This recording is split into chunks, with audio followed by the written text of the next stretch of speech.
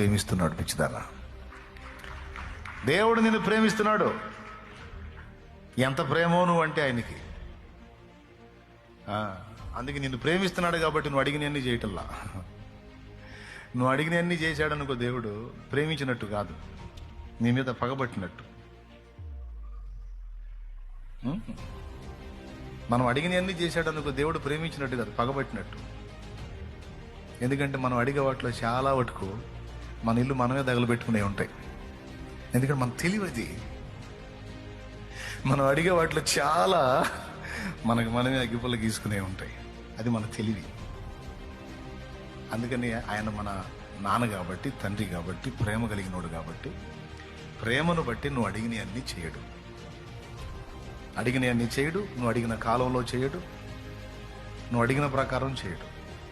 నువ్వు అడిగింది క్రమంగా ఉండి నీకు భవిష్యత్తుకు డోకా లేదనుకుంటే ఖచ్చితంగా చేస్తాడు. నువ్వు అడిగింది మంచిదైతే, నీకు యోగ్యమైనదైతే ఖచ్చితంగా చేస్తాడు. నువ్వు అడిగిన టైంలో కూడా చేస్తాడు. లేదు దేవుడు నీకేదో గొప్పగా చేద్దాం అనుకుంటే నువ్వేదో అంజూరు పాకుల్లాగా తిప్పలు పడితే నవ్వుకుంటాడు.